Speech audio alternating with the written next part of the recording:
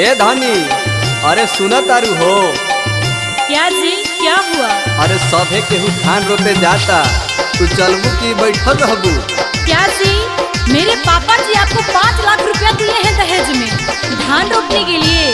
मैं धान नहीं रोपूंगी, कान खोलकर सुन लीजिए।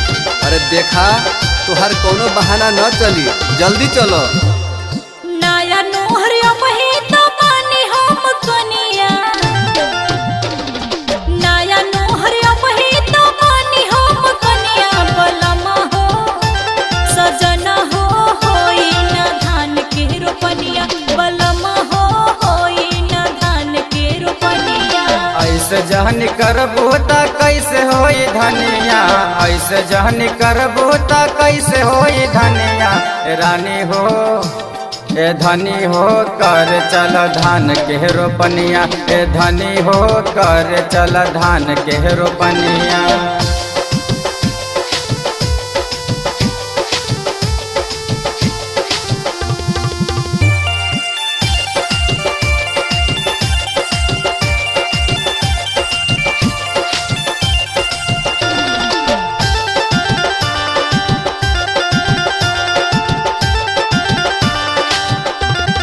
नैहर में एक बेरी रोपनी न धान हो, बात मान राजा वही बानी हम न दान हो। मजदूर किसनवा के बाटे पहचान हो, एही में बसेला सबका प्राण हो। जब से भइल शादी हमर बढ़े परेशानिया, जब से भइल शादी हमर बढ़े परेशानिया। बलमा हो सजना हो, होई न धान के रोपनिया। ए धनी हो, कर चल धान के रोपनिया।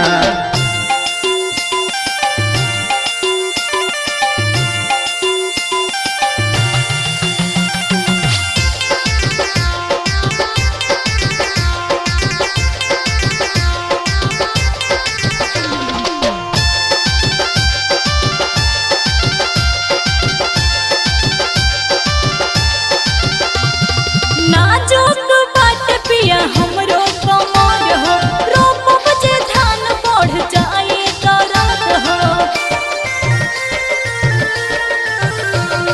सही मन से कर धनी धान के रोपाई, बढ़ी दर्द ला के देहब दवाई। सोनू मान पूरी नया पानी दुलहिनिया, सोनू मान पूरी नया पानी दुलहिनिया। बलमा हो सजना हो, होई न धान के रोपनिया। ए धनी हो, कर चल धान के रोपनिया। नया नोहरिया महीना मानी हम कनिया, नया नोहरिया महीना मानी हम कनिया। बलमा हो सजना हो, होई न धान के रोपनिया। बलमा हो, होई न धान के रोपनिया।